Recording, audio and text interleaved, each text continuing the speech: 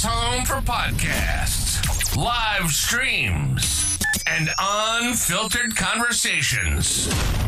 This is Dallas On Air.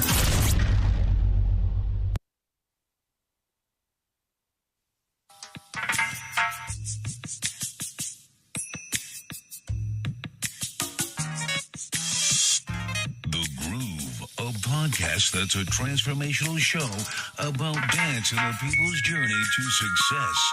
That's just a vibe. Welcome to the couch.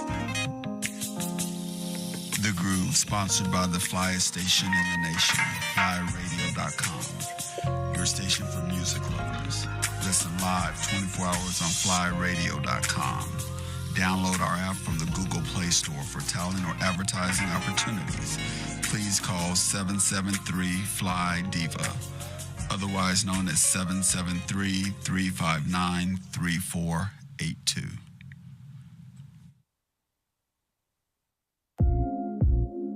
Some stories are told with words, others with a different language. The groove. Feel the rhythm, embrace the moment. On Dallas On Air.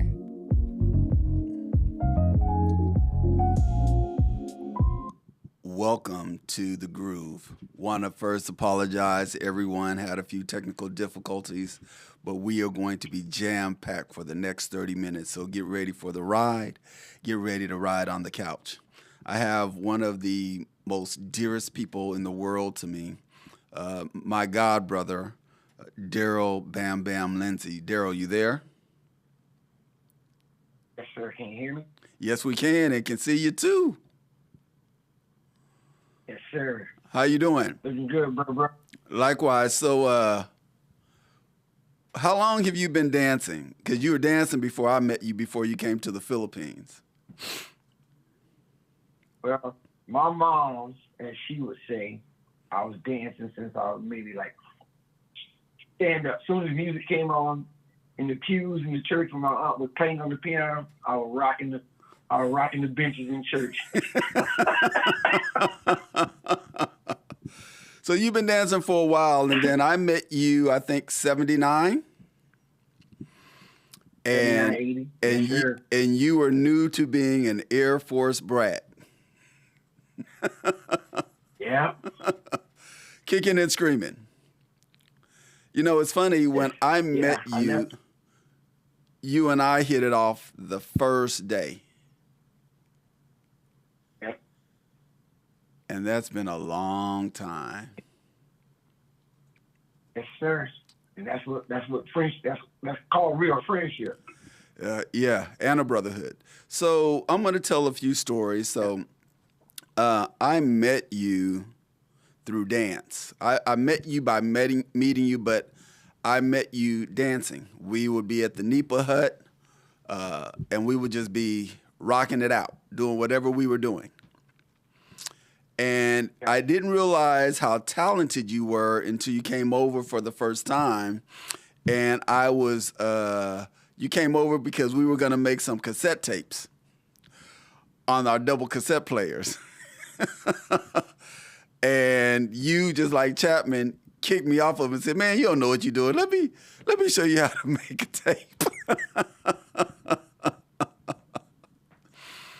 And I knew that you were talented because every time we went to your house, you were always playing music on the Marantz. And you used to always say, "Watch this kid. Watch this kid." Remember that? Yeah, and it's going to blow your mind. We still have the Marantz. What?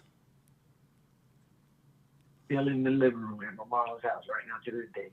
Will Mom let you touch them? Yeah, because she don't know how to touch them. Oh. So you are a collector of a lot of things. So tell us about the memorabilia that you have behind you. What is it? Because I know it's worth a lot of money. And I know it's got you in a lot of trouble through the years acquiring it. all this is my 49 stuff. So right here, where I'm pointing to, that's my Jerry Rice full size helmet. To the which would be the you all, which I guess you're right of the screen.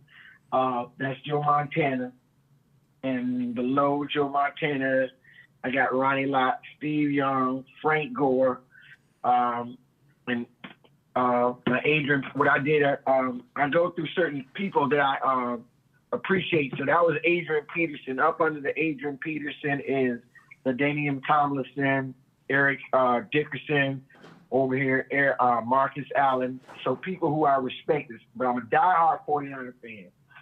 So all this stuff that I bought, it actually, it's just more helmets, helmets everywhere. I got down here Doug Williams. This one of my dearly ones. This one signed by Doug. So if you can see the autograph on it. Yeah, so that's by Doug.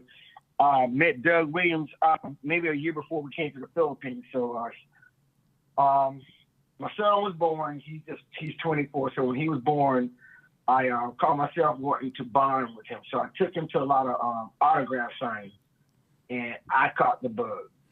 When I mean I caught the bug, if I took the camera and just went around. Just alone. Yeah. And when I came to your garage in Tampa, you wouldn't let me touch anything. It's just like Mom wouldn't let me touch the walls. If you don't get your hands off my walls. She even did that when I was grown. I forgot about that. It's still like that right now. So, since I was younger, I've always been a collector of something, but I didn't start collecting sports memorabilia until my son was born. Then, of course, I was always collecting comic books, but I actually stopped collecting comic books once we moved to the Philippines because the Philippines could not keep up with the monthly volume that was coming out. Right. So I just stopped because I got aggravated. And then meeting you and meeting Eric, you all's mothers helped me collect my vinyl. Yep. So in the Philippines, vinyl became my next collector's, and I still got all my records from the Philippines. I'm pointing over to them right now. So I still got, I am still at the age of 59 years old. I am still a child. I believe in doing things that made me happy, that keep me happy. And even at 59, this stuff keeps me happy. It keeps me grounded. It reminds me of you. It reminds me of Eric, Julius, Fortrell. It reminds me of everybody that I laid eyes on and had the privilege of becoming friends with in a brotherhood in the Philippines.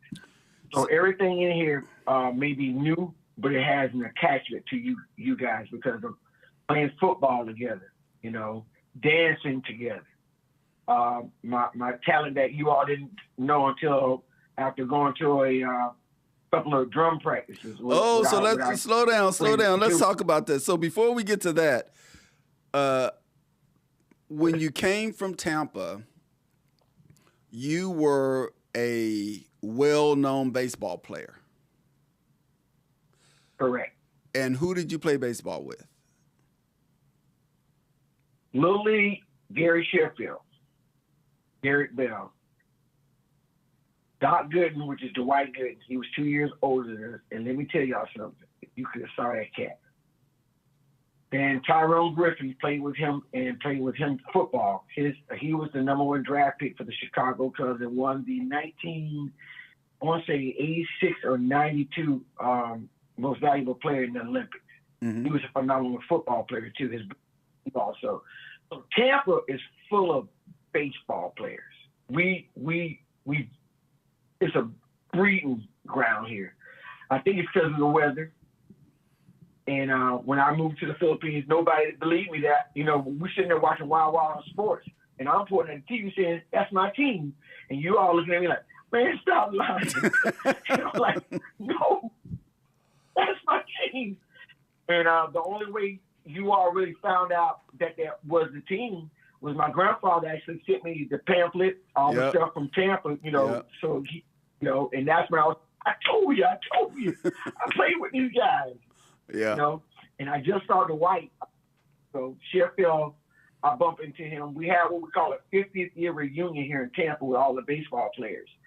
And we was able to see everybody. You know, everybody just saw each other. And, you know, some of us hadn't hit that plateau as the other guys did, but we still brotherhood in just that, you know. Let's see, 9 Major League Baseball players, 22 AAAs, 5 went to the World Series. One is going to Hall of Fame, which will be Sheffield. He'll be going to Hall of Fame. He should have went in the first ballot, but that's politics. Mm-hmm. I don't see how nobody did Hall of Fame with 509 home runs. You know what I'm saying? Right. And he's gonna get in there, so he just got to be a little patient, and we all have to be patient as friends. Yeah. But I was blessed to have rough shoulders with young guys who believed in themselves. Our coaches believed in us. And sadly to say, when I got to the Philippines, I got cut off the baseball team. Well, we both And did. You remember, if you remember, yeah. We were good when we came from the States, and they thought we were trash when we got there.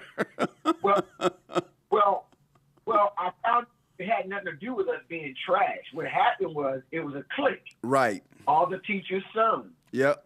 All that. So once and I'm chasing balls like little Willie Hayes out there, stealing bases, and so I'm gonna go real fast with the story. We had a team center team, baseball team, our 12th grade year. So our senior year, they formed this baseball team, which me, Big Darrell, and who else you might have known on that team. I think that right now that would be the only ones that you can remember right now. So me and Big Darrell ended up playing on this team. Killed Wagner High School. Killed them. Ran through them like X-Lax. And they kept saying, "You can play baseball?" I said, "I can play baseball." And everybody on this team, I'll eat y'all out. And mind you, I hadn't played in 3 years. Well, you don't lose it. So let's fast forward to Julius's. Let's fast forward to Julius's drum session. So, one of our good friends that was taking drum lessons, and we like to crash. If somebody's going somewhere, we get on our mopeds, we're crashing. So we go to Julius's drum lesson, and Julius doesn't know how to play drums. He's learning. He's getting a private lesson, and he had a Filipino teacher. And Darrell was sitting over there just stewing in his chair. And I was like, "Well, you sit still." He goes, "Man, just let me touch the sticks." So the teacher looked at him and says, "You can play?" Before he said play, Darrell was up and had knocked Julius out the seat. And then Darrell started playing the drums. And my mouth was wide open. I was like, "I didn't know you played percussion?" And what did you say? There's a lot you don't know I know how to do.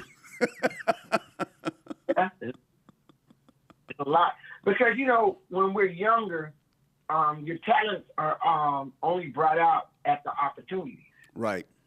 So there's no, I can't play drums. Team center, I was intimidated by you. So I would just dance regular around you. I wouldn't dance, and I'm intimidated by Reggie, because to me, I still think to this day, back then, Reggie had the baddest moonwalk.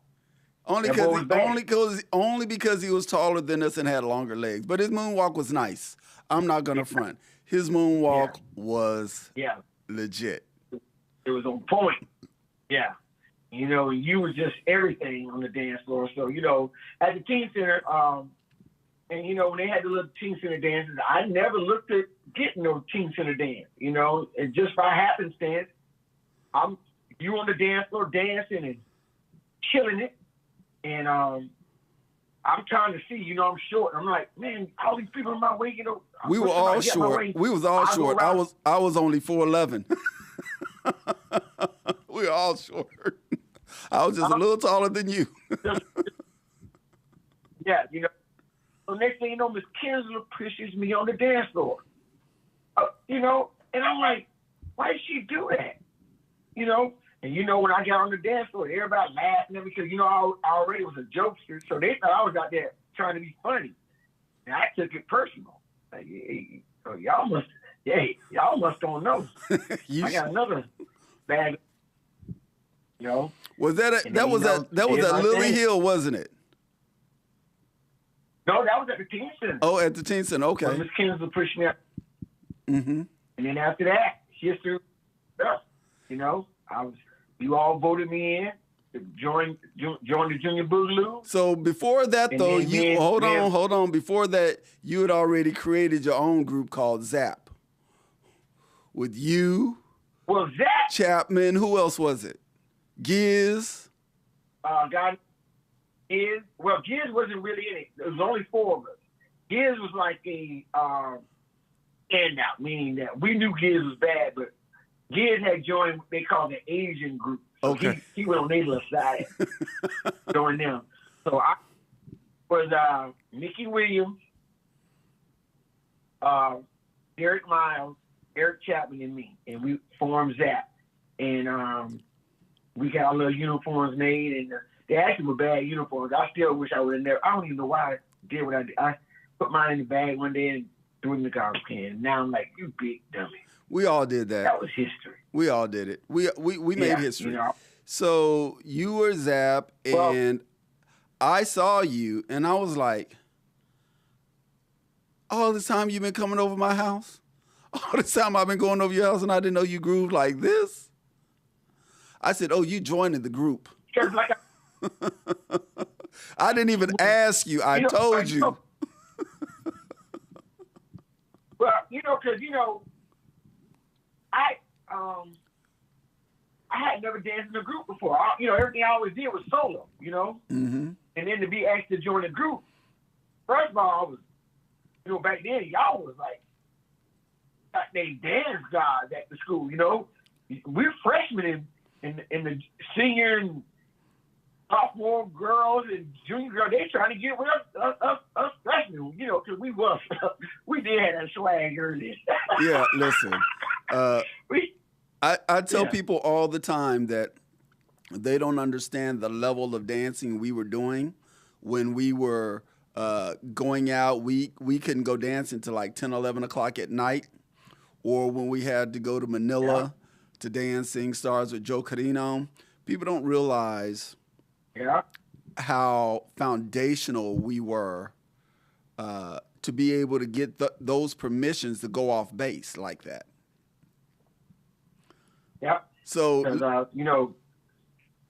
but not technically in reality, going off base really was considered being dangerous. It was dangerous. Moms and dads chauffeuring us out there, and and then of course the Filipino people loved us, and then then to get invited to be on TV was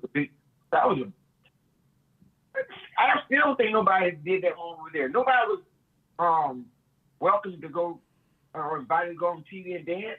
It is you got 4 black American boys mm-hmm.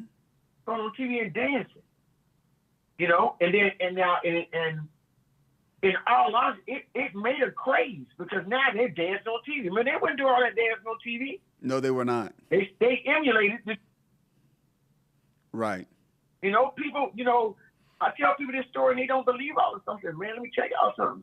I said, as children and living over in the Philippines, we lived a life way beyond. Like we were grown. What you all have seen. Yeah, we were grown. Yeah. Think about it. We were normal Americans, tailor-made suits, tailor-made shoes. What tailor-made what? Suits. And shoes. Shoes. Hats. Everything. We went on base. We picked our material. We picked our zippers, our threading, whatever we needed. We go get that dog on GQ, Gentleman's Quarterly, may I say it correctly, and point to that book, our soul girl or soul boy, get our measurements. Within 2 days, that suit, the shoes, hats, done. Now, let's even talk about our uniforms. our football, basketball uniforms. Come on, man. Who did that? America really is catching up to us, what we did in 80, 81, 82, 83, 84. Even let's go beyond that. Right. 78, 79. You know, our helmets were hand painted. Look just like this. Yeah, you know? they were all hand painted. Yeah. What about our uniforms that we danced in?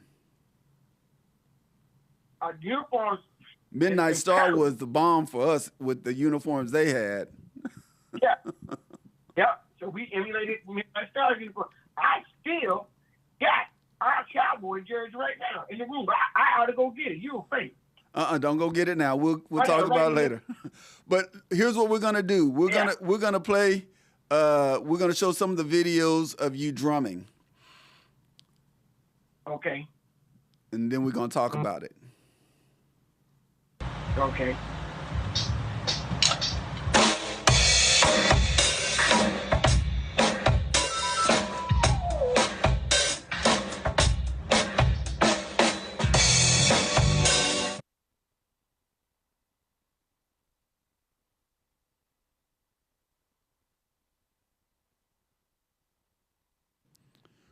Well, it looks like on this one you're playing a cover. Cover is Single Life, one of my favorite songs by Cameo. Actually, my drumming style is emulated behind Larry Blackman. Cameo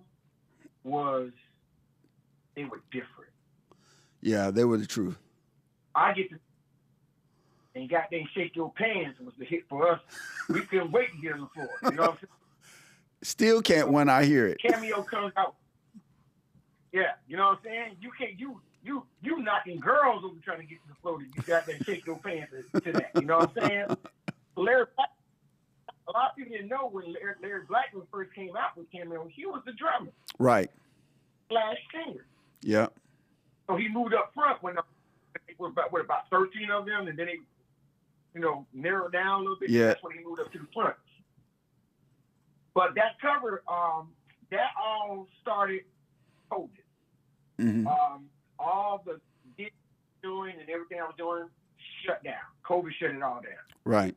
So your goddaughter, my oldest daughter Jasmine, called me and says, "Hey, Daddy, why don't you promote yourself on Facebook?" Like, what are you talking about? You already see technical difficulties we had with just in the beginning with me. So she says, promote yourself on Facebook. She said, play covers. So I promoted. I played one song. Then they say, I get some people reaching out to me. Hey, can you play this for me? Hey, can you play this for me? I'm like, huh? Can you play this for me? Can you play this for me? Next thing you know, I got close to 50 videos by then. I had to post because people kept saying, can you play this? Now what it was doing was stuff that I was not normally playing, it made me stretch out further. Uh-huh. So in that year of COVID, when it was strong, it gave me the ability to go in what we call the lab and tighten up my skills. Now, didn't know it. It was a blessing all in itself. Now, when it's time for everybody to get back out and start playing again, my phone is ringing off the hook. So how many bands have you played for? Woo, let's go. Let's see, my first band I played in, which is City Groove, we were together for 8 years. We got signed by Universal Records, by Neve Entertainment, which was under, like I said, Universal Records. And that label, we were on the same label at the time with Carl Thomas. I wish you never met me. So we was on there with him. Okay. Then we were getting ready to get on the Pepsi Challenge Tour. And the band was together 8 years. Our main keyboard player decided that he didn't want an individual in the band. He wanted out of the band. And that individual that he wanted out of the band was actually the individual that got us all in the band. So how can you want to kick somebody out the band that put you in the band? Because he's a hater. Yeah. So this is what I've been learning in this life of entertainment, from drumming, DJing, dancing. The brotherhood has to be tight. And if the brotherhood ain't tight, Mike gonna leave his brothers. Lionel gonna leave the Commodores. The Beatles gonna split up. Everybody's gonna be out. Ain't gonna be happy, and everybody gonna split up. Now, is it a blessing? It could be a blessing and a curse. It's a blessing when some of them. Okay, you look at Lionel, it was a blessing. Yeah. You look at Mike. Yeah. I hate to say this one particular person. He leaves Cool in the Game, and you really never heard of him again. Nope, and you're not going to. Hey, we're going to play a few more of your sets that you were performing at. Okay.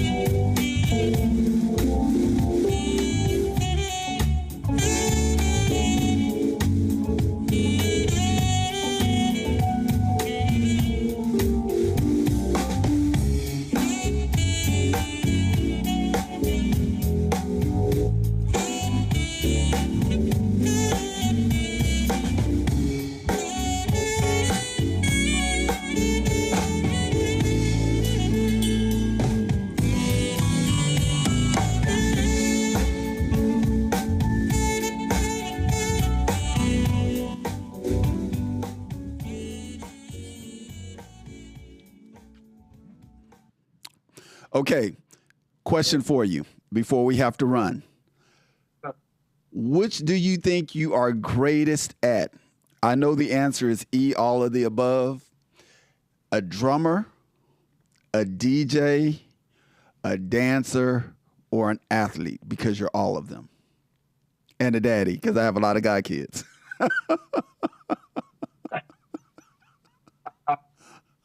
And let's say in the it's drumming. I was drumming before I did all the other stuff. I was beating on everything. But before, dancing, I would say I was good, and I'm gonna tell you what happened with me with dancing. Soon as I started playing that recreational basketball stuff, it messed my legs up, my knees up. And that's when I learned that I have to take care of my craft. Right. So drumming, when I'm at work, they laugh at me because I put gloves on. But I turn around and tell all my coworkers, these hands right here, they make money. Right. I protect them. That part. So I'm gonna have to get you back because we're running out of time. So I'm gonna pay a few bills, but we're gonna have to get you back. So tomorrow night we're having our swing out class from 7 to 9. So come on out there, 2155 Marsh Lane, Carrollton, Texas. $10 cash at the door, $12 via credit card or debit card. Then coming up, second Friday, we are going to be selling DJ Myron the R's birthday. He's a Chicago stepping DJ, and we will also be celebrating DJ Stevie Ray, one of my faves. Glad that he will be down here. And so tables are going fast. So if you haven't got your table, you must get a pre-sale ticket with a table reservation. Then you're going to miss out. And last but not least, in June, we are bringing you DJ Shorty Smooth. So get ready. We're going to go ahead. Darrell, thank you for joining us. We're going to go ahead and wrap up, and I will call you in a few minutes. Thank you until we see you next week on the couch. Okay. Take care. God bless. Yes, sir. Let me put you on. The Groove is an interview-style podcast with real conversations and real gems. Hosted by Adrian Carson. Support it. Tap in. Let me guess you lie.